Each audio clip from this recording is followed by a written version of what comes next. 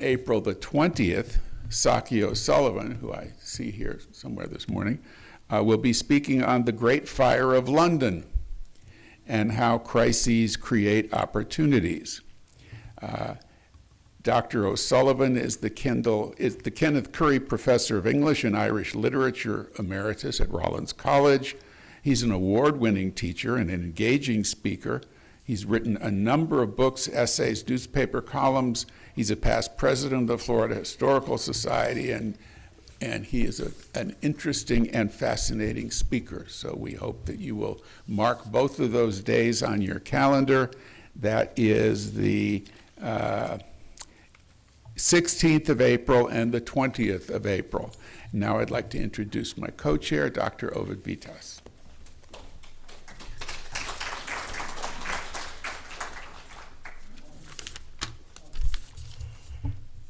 Good morning, everyone. It's my pleasure today to introduce our speaker, Steve Bertha. Steve was born in Budapest, Hungary, and emigrated to Venezuela as a child, where he grew up. He earned a BS in chemistry from the University of Pennsylvania and later a PhD in chemistry from Florida State University. After completing his education, Steve returned to Venezuela, where he played a pivotal role as one of the founders and the head of the chemistry department at Simón Bolívar University in Caracas. Later, upon returning to the United States, Steve took on the responsibility of managing intellectual property related to inventions from several prestigious institutions, including Yale University, the University of Illinois, the Sloan Kettering Cancer Center, and the Hospital for Special Surgery in New York City. Steve has also been an active member of the University Club of Buena Park since 2015. He currently serves as co-chair of the Foreign Affairs Group and the Current Event Group, and he also organizes the club's film night and documentary cinema events. Now, in his spare time, Steve enjoys traveling extensively around the world and has a particular interest in the history of Latin America. So, on behalf of the History Group, we are delighted to have Steve with us today. He will be sharing his insights on Hugo Chavez and the transformation of Venezuela. So please join me in giving him a warm welcome. Steve.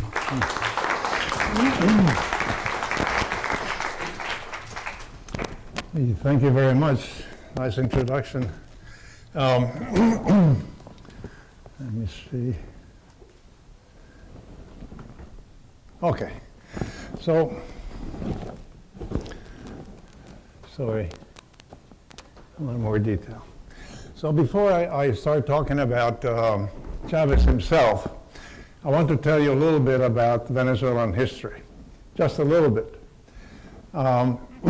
Venezuela became independent from Spain in the last battle with the Spanish in June 24, 1821.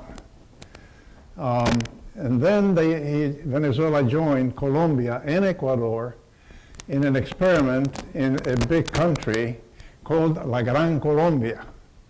La Gran Colombia survived for about 9 years, and then it dismembered, and so each of the countries became independent in 1830.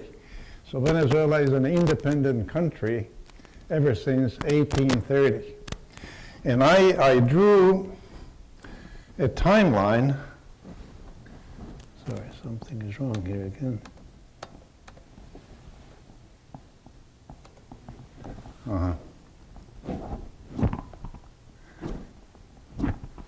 Well,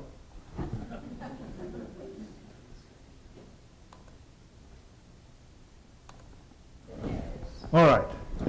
So I drew a timeline of the events, major events in Venezuela, from 1830 until the present. And, you can see the red is when the governors of Venezuela were caudillos, in other words, authoritarian dictators, if you will, strongmen. And you can see that ever since 1830 all the way to 1945, it was practically a continuous caudillo rule. In 1945, there was a glimpse of democracy, and they managed to organize, for the first time, elections. And they actually elected the very first president, democratically elected in 1948. His name is Rómulo Gallegos. He's a well-known novelist. Unfortunately, it didn't last too long, only 10 months, because then there was a coup d'etat, and Marcos Pérez Jiménez, he became the dictator for the next 8 years or so, or 10 years. He was overthrown himself by a military coup, and I was there when it happened. So that is really the beginning,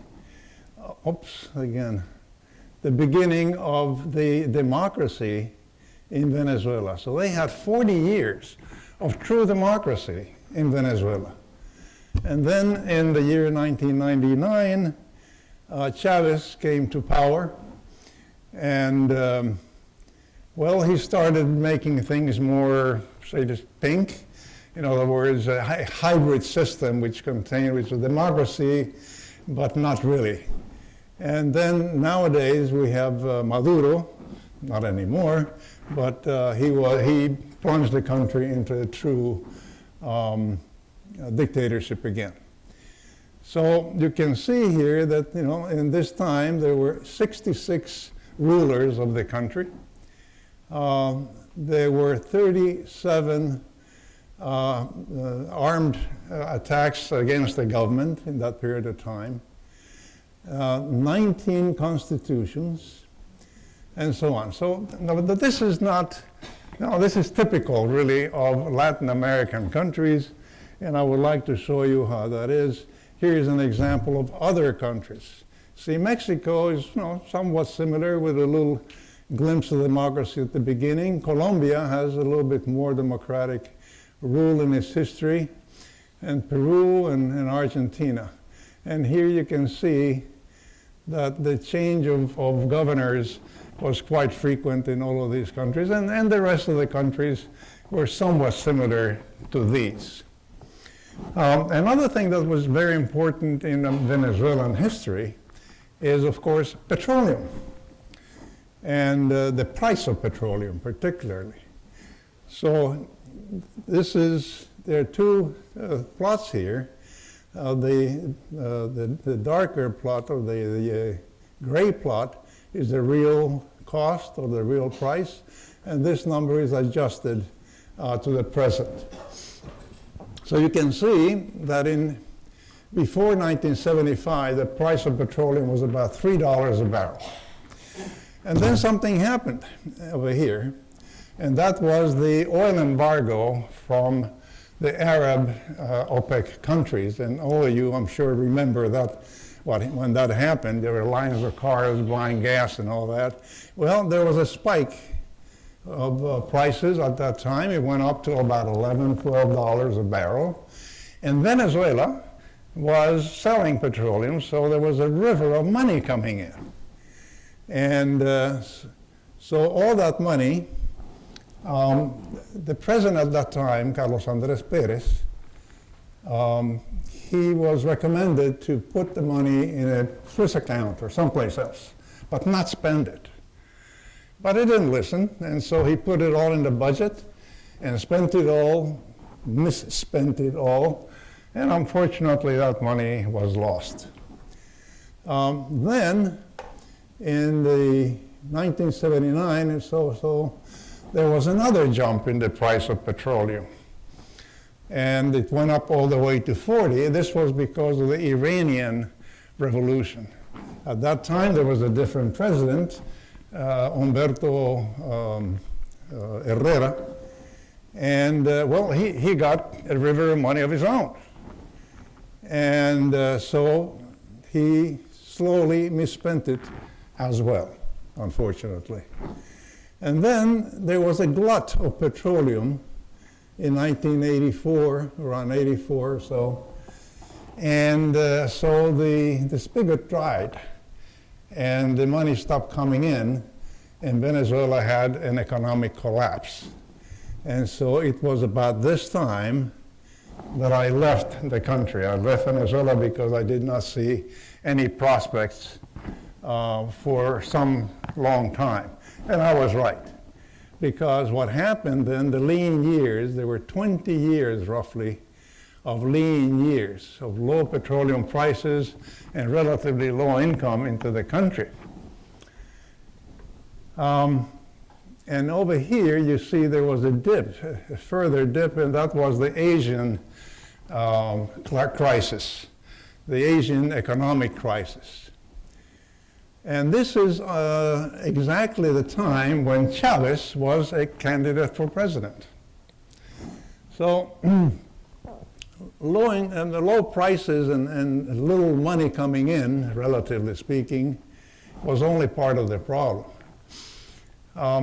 It turns out that at the beginning of the democracy, the Venezuelan political parties got together and they actually signed a pact that would go abide by the results of elections. They would all do that. They would even listen to one another about ideas that they had and perhaps incorporate it. And it was true, I remember it well, that the cabinets were more or less mixed cabinets that contained people from other parties in order to carry out this agreement that they had amongst themselves. Unfortunately, that didn't help much, because what happened was that every subsequent government was worse than the previous one. And it just went on like that, and worse and worse and worse and worse and worse. And by the time we reached this dip over here, the Venezuelan voter was sort of up to here, it had enough. These parties switching, one party in government, then the other party in government, it just wasn't working. It wasn't working because constantly it was one worse after the other. And so they wanted something new, something different. And so guess what? Chávez. Enter Chávez, Hugo Chavez Frias. Now Chávez was born in a small town in the interior of the country. He was the second of 7 children. His parents were teachers. At 17, he went to military school and he finished on time. He then even took some graduate courses at the university where I was. I was a teacher there. He didn't finish, but he took that. And then eventually he went up the ranks. And in 1990, he became lieutenant colonel. That was the maximum level that he reached in the military. Now, he had some leftist ideas early on, from very young age. For example, he founded, in 1982, founded the Bolivarian Revolutionary Movement 200, a leftist civic military movement.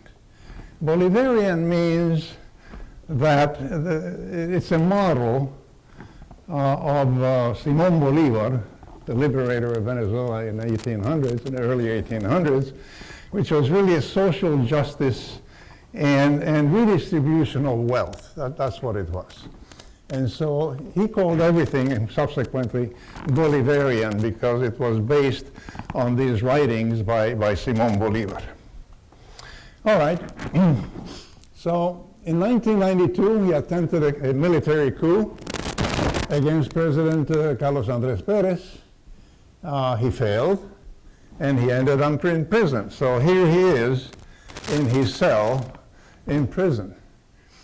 Well, 2 years later, President Rafael Caldera, he felt magnanimous, I guess, and so he pardoned him. And in 1996, he ran for president. Now this guy, he was charismatic. He could talk. People would listen. He had a very good rapport with people. He was fearless. He would just go ahead and do things that other people would not touch. He was unrepentant. Once he did it, right or wrong, he would not apologize. And he was spontaneous. He had ideas. Let's do this. And then he would go ahead and do them. I remember one time reading about it. I wasn't there anymore. But he decided that everybody should have a chicken coop on the roof of their shanty or their house. And so the government spent a lot of money trying to convince people to have chicken coops on their roof. So that's that kind of spontaneity too. All right.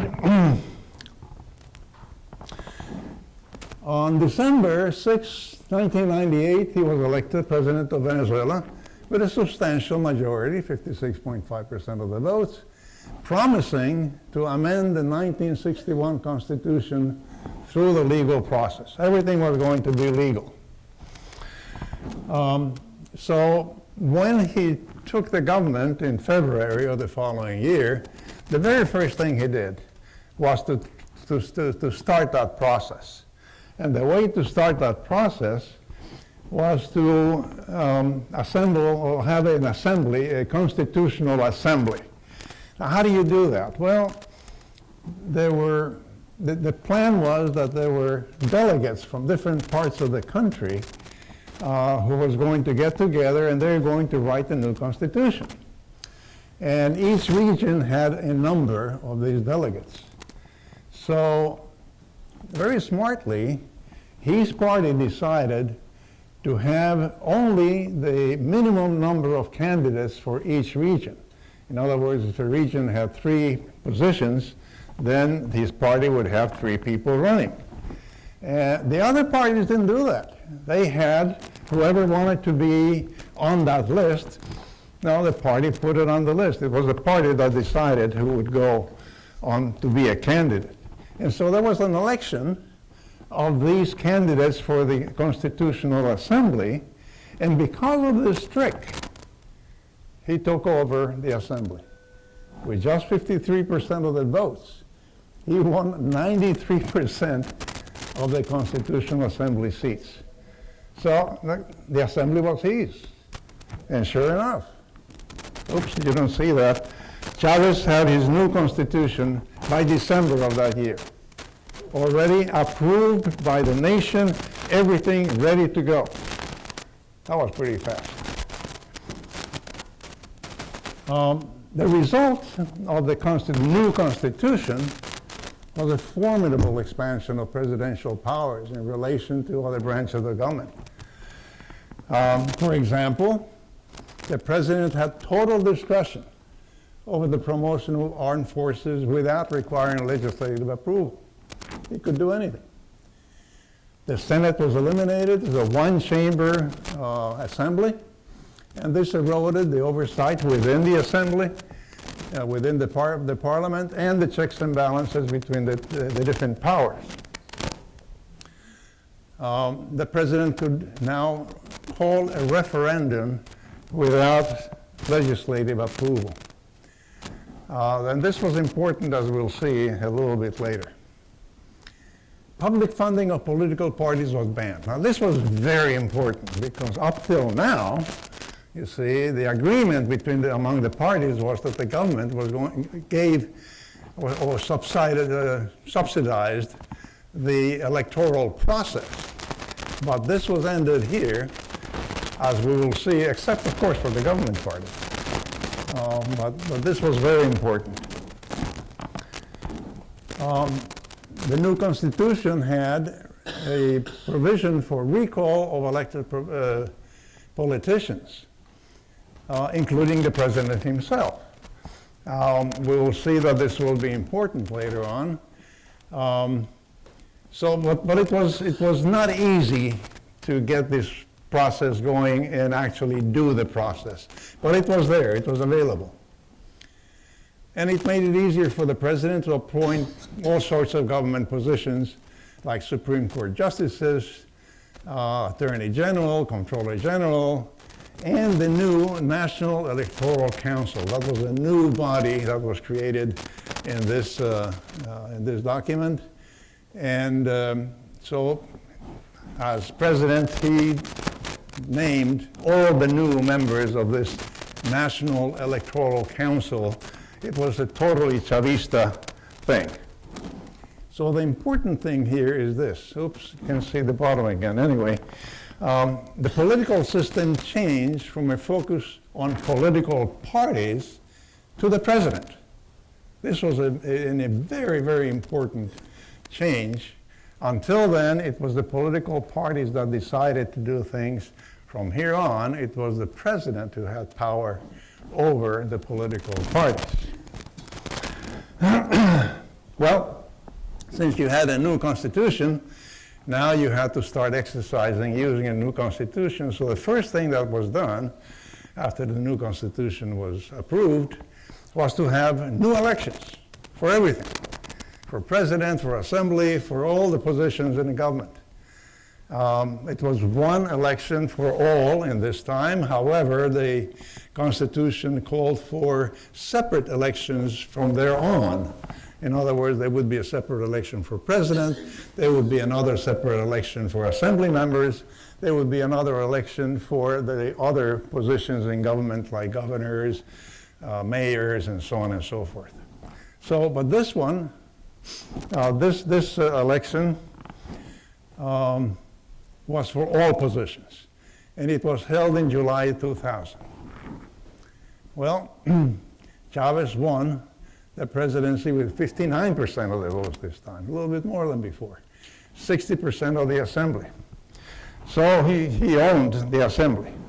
And he was so powerful at this time that he succeeded in getting the assembly to pass on November 14, 2000, a one-year enabling law allowed him to promulgate laws by decree, primarily in property rights in agriculture and petroleum sectors.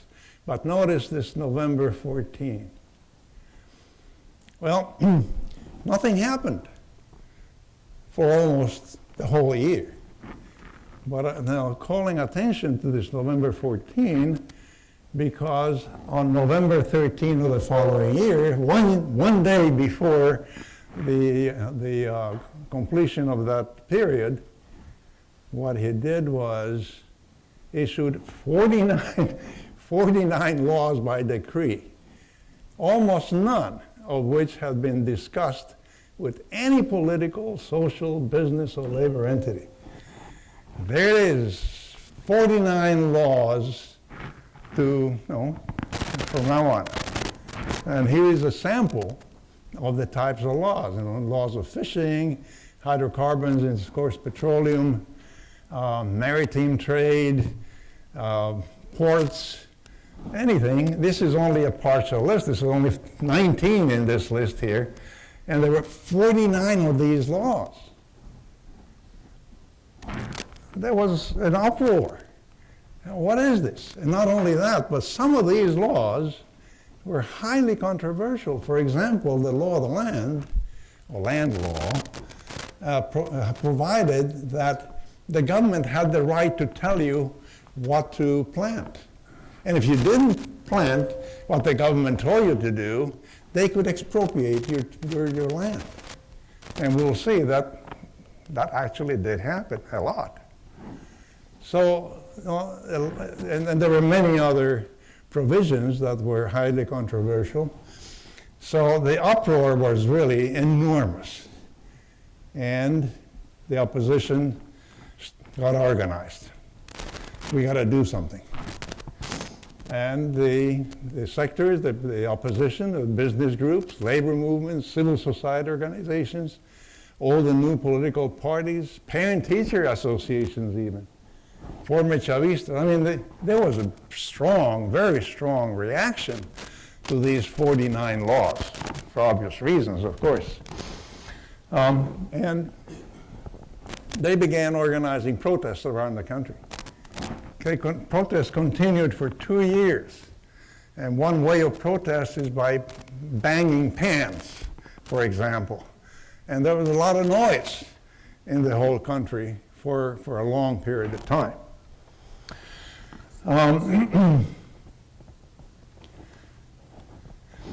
So on April 11, 2002, in one of these big demonstrations, 1 million people went to the presidential palace in Caracas, one of the largest civic protests in the history of the country. And the next day, Pedro Carmona, president of the Cámaras, Federation of Chambers of Commerce and Industry, led a coup d'etat. And they overthrew him with the support of small military fraction. They claimed that Chávez has resigned. They arrested him. And Carmona took office as interim president. And so immediately, the very same day, he started doing things. He declared the 1999 Constitution invalid. He dissolved the National Assembly. He revoked all governors. He repealed the 49 laws. Woof. And he gave himself some additional powers. All of this was unconstitutional, all of it. And so, well, Chávez was taken to an island northeast of Venezuela, La Orchila. But then, civilians and military personnel who had previously supported the protests against anti-democratic nature of Chávez's laws, shocked by Carmona's equally anti-democratic proclamation, abandoned him. And so the whole thing collapsed. And Chávez was restored to power on April 14, just 3 days later. Sounds familiar somehow, 3 days later. Anyway. So after this, the country became a lot more polarized. And the opposition suffered a lot more than the government did. They were incompetent, they were thought to be illegal, and so on and so forth. But anyway, they had to do something because there were 49 laws in there that they had to do something about, on very unpopular laws. So in December 2002, the opposition returned to the same fray, to the same manner of doing opposition by strikes. But this time, PDVSA workers joined. PDVSA is the petroleum company, the national petroleum company of Venezuela. At that time, they had about 25,000 personnel, and at least 15,000 of them went on strike. Mostly the management, the upper management, middle management, and lower management went on strike, and a lot of workers as well. Well, Chávez fired them all. They were fired. And he replaced these people with military from the army. Of course, these military, they didn't know how to manage the petroleum company, so they didn't do that well, and it pretty much plunged the country in an economic recession. But the blame went on the opposition, not on Chávez. So the strategy failed again. So what to do now? What to do?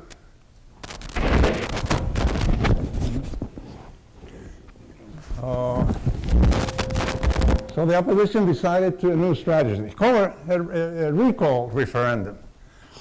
Well, you remember that the new constitution had a provision for recall. It was not easy to get somebody recalled, but it was there. And the government at this time was losing credibility and was losing support from the people.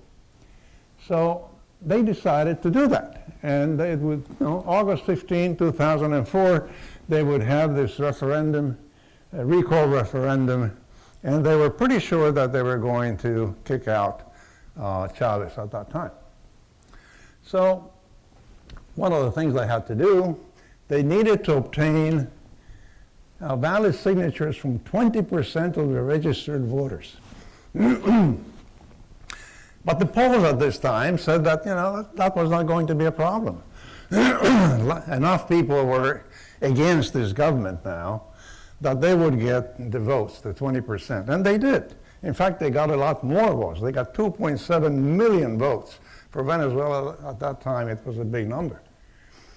Another thing they had to do is to, in the referendum, obtain more votes against the president than he obtained in the previous elections, which is August 2000, when he was reelected in a landslide.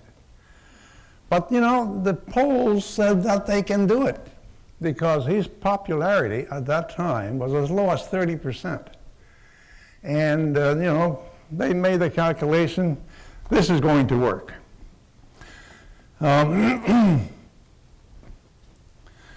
So the National Electoral Council, which was the Chavista organization, they did everything possible to block this thing, for it not to happen. On the other hand, the Supreme Court, they helped these people. The Supreme Court was not a Chavista organization. So Chavez had to do something about that. And in May of 2004, he successfully pressured the National Assembly to pass a new Supreme Court justice law with two major objectives. One was establish an expedited procedure to suspend judges who are blameworthy of something. And you know, it passed. The other one was to increase the number of judges from 20 to 32 to put the uncooperative members in the minority. This law passed. Does this help the opposition? No, of course not. But they were sure that this was going to happen, that you know, they had the numbers, they had the polls, and so this is going to happen. But there was something in the background there that they didn't pay much attention to. And that was this. In 2004, the price of petroleum started to go up. And the government started to receive more and more money, in fact, rivers of money. And so what did they do with that money? Well, they started spending it into social activities or social reforms and give-outs, holdouts, handouts, and propaganda.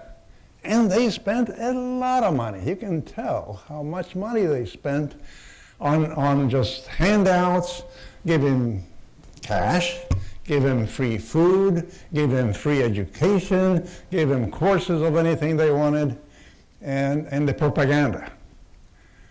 And this other line is the popularity. And you can tell that, you know, finally people started feeling that, you know, the government was really interested in them, and then the popularity of government started going up. So by the time that the vote was held, you see, their popularity was about 60%. And the vote failed. And so the referendum on recall failed. The opposition at this time, they just didn't know what to do. I mean, they collapsed. They went into coma. And so it was so bad that in a couple of months later that they had local elections, see the mayors and governors, they barely managed to make a few positions. So you know, you still have to do something.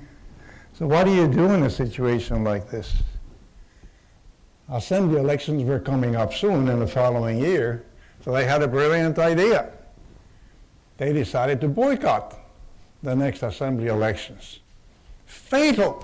It was absolutely fatal, because you can see it there, the 2005 to 2010 assembly was 100% Chavista. They did absolutely anything they wanted. This was a terrible, terrible decision by these people. And furthermore, adding insult to injury, Chavez swept the 2006 presidential election with 63% this time, even higher than any time before. So this gave Chavez everything. And the power that you cannot imagine. And so, from 1999 to 2004 until this moment, he has more or less adhered to the rules. But from here on, that changed a bit. They leaped to finish his plan, the gloves came off. He purged the army.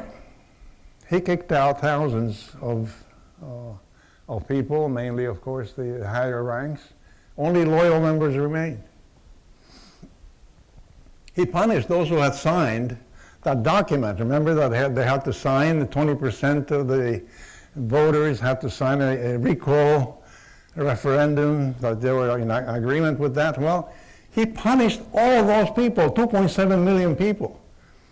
They would not give him jobs, deny jobs. They would not give him permits in things that they wanted to do. These 2.7% of the voters were punished by the government. He politicized the petroleum company. You see, the petroleum company, the way it worked was that they got the money from outside. They gave the money to the central bank. Congress decided how to spend the money in the budget, and then that money was spent according to the budget. Well, Chávez did a shortcut.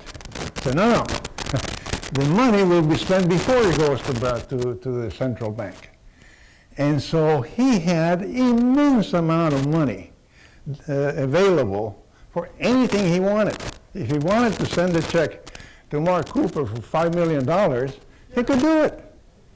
And he would get the check. He was the richest man in the world at that time, not because he had money of his own, but because he could get anything done. Okay. So he forced PDVSA to distribute funds for social purposes before paying taxes. As part of social obligations, PDVSA expanded the workforce to 80,000 people. It worked very well with 25,000. But now, well, a few Chavistas in there, I imagine. Now, he did other things with the money that he had. He expanded his popularity in the world, or he wanted to do that. And so he gave money internationally as well. He gave oil to Cuba, for example, free of charge, pretty much. Until recently, that was held up, until the invasion just a couple of months ago. So he gave oil to Cuba, which resold it for 40% of it, and Nicaragua as well. He attempted to give $700,000 to Kirchner's political campaign in Argentina.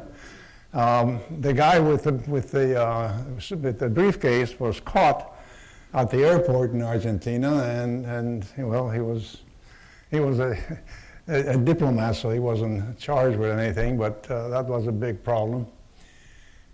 He subsidized heating oil for poor people in the United States, mainly in New York. He sent money to them. Okay, more. Beginning in 2008, Chávez ordered the expropriation of large estates in seemingly unproductive lands. So the land law, I told you about that in the beginning. And so he started working on this. Enormous swaths of land were taken over by the government and redistributed to the people. Now this was a huge failure because the people who got the land that was not theirs, they didn't do anything with it. And so the agricultural production just abysmally fell. And so this became a big problem. The country had to start importing things that they had abundantly produced before, like rice and corn and this sort of thing. Anyway, so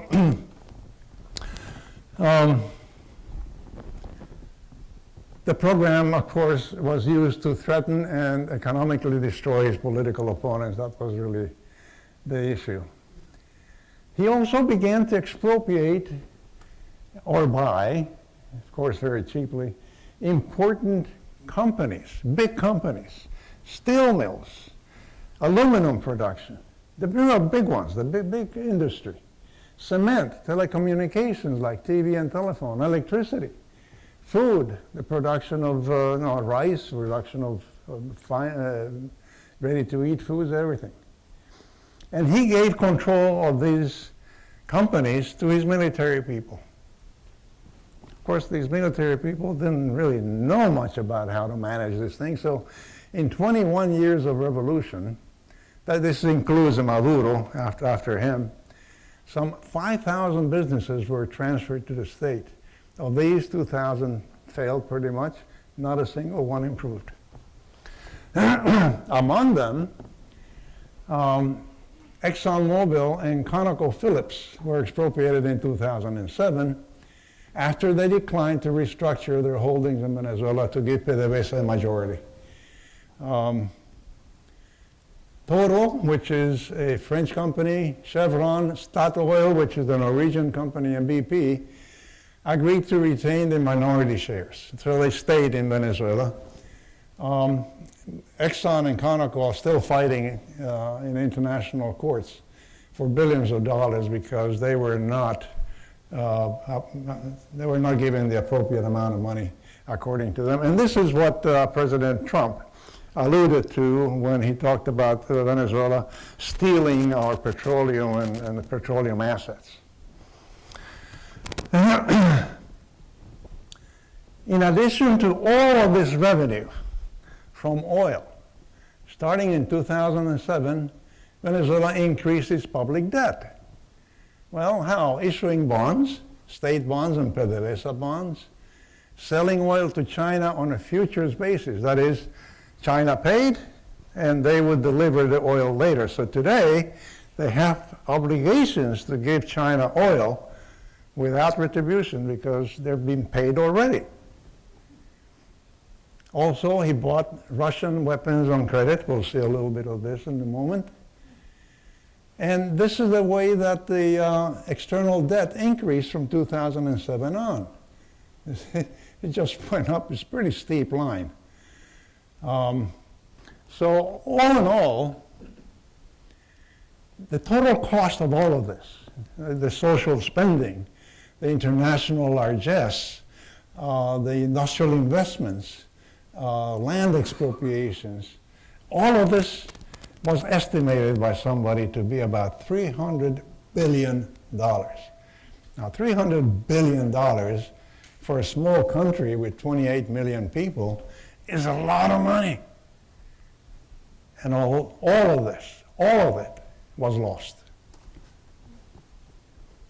A good part of these expenses, mainly the social expenses, they didn't even have accounting for them. Today, on top of everything, Venezuela owes China $10 billion and Russia about $2.5 billion. And total debt is about $150 to $170 billion. Now, their GDP is 80 billion, so this is about 200% of GDP. That's one of the highest in the world.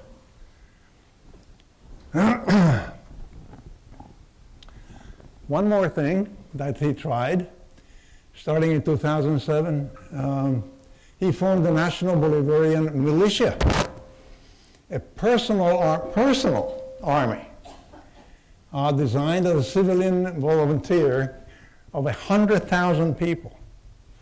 And this was his personal militia that was there to protect him from any coup d'etat or anybody who wanted to harm him. And he trained these people, he got them trained, he bought them 100,000 Kalashnikov rifles from Russia, and Venezuela still owes that money. The 100,000 Kalashnikov to arm the militia, and they were trained to defend the Bolivarian, of course, revolution, actually Chávez himself. He did something else. He proposed new changes to the Constitution because, well, he had been elected twice already, and now his second term was about to end. So he said, oh, wait a minute, you guys love me enough, so why don't you allow me to go into another election? And so, they went through the process of changing the Constitution, and guess what? For one time, he lost. He lost. It was the first time that Chavez lost an election or referendum. And the main reason was precisely the continuous re-election issue. So what did he do? Well, he did the right thing, the normal thing. He would launch the same idea again the following year, and this time he would spend enough money so that it was passed. And it was. So it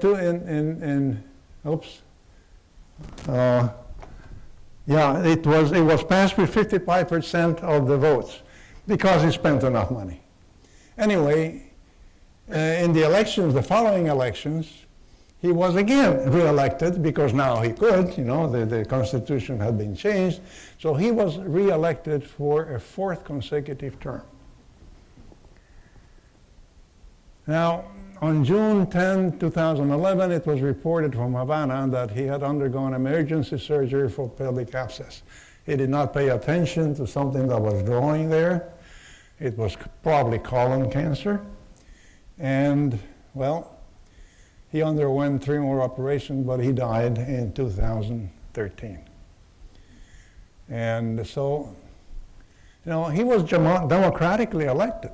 In fact, the first 2 times, it was truly democratically elected. The second 2 times, he manipulated the system so much that you can call it a hybrid system, that it really was not fair elections. But he did that. And he achieved a number of things for himself, mainly the expansion of executive powers beyond any other Latin American electoral system. Everybody responded to him. He could order anybody to do anything. He eliminated term limits, I was saying, significantly reduced accountability, and significantly weakened the competition. Chavez designated Maduro as his successor, and he continued deepening the Chavista revolution. Of course, he did not have the charisma of Chavez. And so the only way he could do the things that he wanted to do was by deepening the dictatorship. And so today, or ever since 2014, frankly, Venezuela is in a true dictatorship.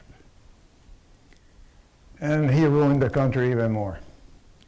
So anyway, to end, Thomas Friedman coined the first law of petropolitics. The price of oil is inversely proportional to the degree of freedom of the people. And invoked as a perfect example the case of Venezuela under Chavez. Thank you.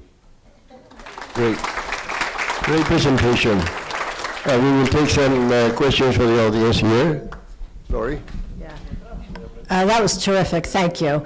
If we had listened to you a couple years ago, we would have all been terrified. Now, listening to now, we're kind of, we would have been horrified. Now we're kind of terrified. Are you feeling like a deja vu with, the government of this country?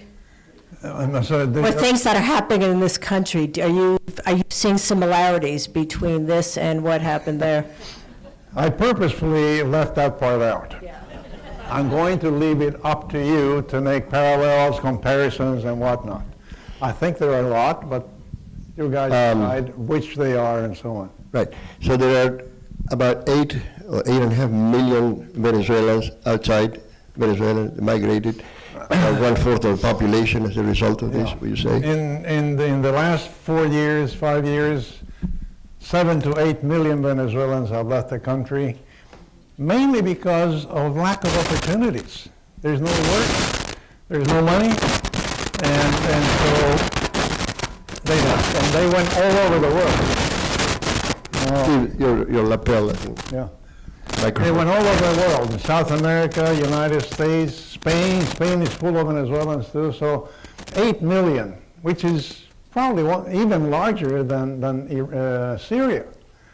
as a movement of people. And without a war. In Syria they had a war. Without a war. In Venezuela without a war. Yeah. Okay, here is, go ahead please. Thank you. The charts were very interesting, showing the relationship between the price of oil and what Chavez was doing. I found that very useful. Secondly, he not only subsidized New York heating oil. I have a place in Massachusetts, and he also offered Massachusetts people subsidies on the heating oil. Yep. And the third question is this. What were the resources of Venezuela? Was it a self-supporting country without oil? Could it feed itself? Well, Venezuela was going in the right direction. I remember very well, I was there, when the river of money came in, and a lot of private industry started to form.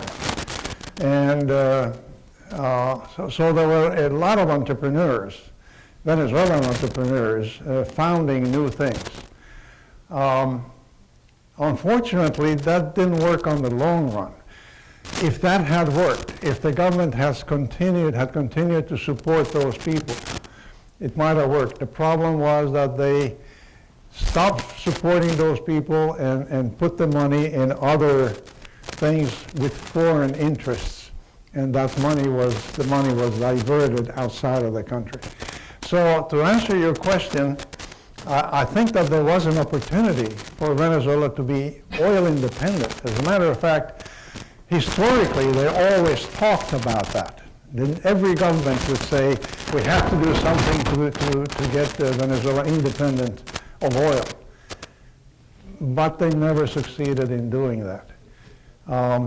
In addition to that, by the way, there is gold in Venezuela, there are diamonds in Venezuela, there are bauxite in Venezuela. There's a whole lot of other things that can be extracted and sold, and they have been extracted and sold. So, unfortunately, the possibility of achieving all that, which was there, was lost. First of all, I'm glad you're here and not in Venezuela. It was a great talk.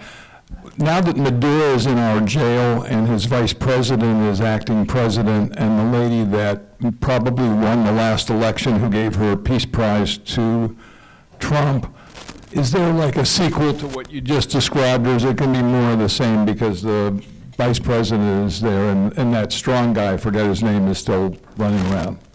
You mean Delcy Rodriguez, the new president, or the woman? Just a bit. I don't know. Nobody knows what is going to happen now because I talk to my daughter who lives in Caracas now and then, and I ask her, okay, what's new?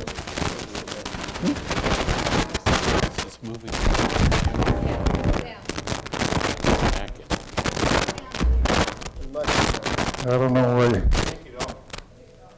All right, I stopped moving. My daughter, I asked her, what's happening? What is new? And she says, well, there's just glimpses of novelties here and there. So, well, like what? Well, they have liberated a number of political prisoners. And we can see that because we knew a number of them, she says. All right, what else? I said, well, there seems to be a little more optimism in the streets.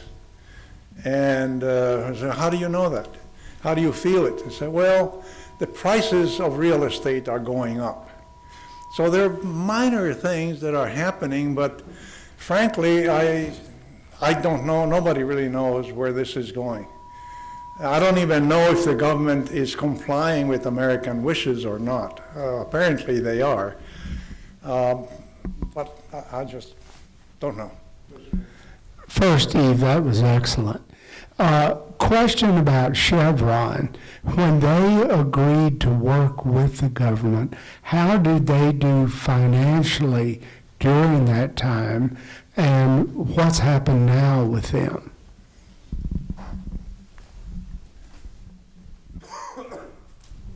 Chevron was was compensated by the government for relinquishing up to 51% of their shares.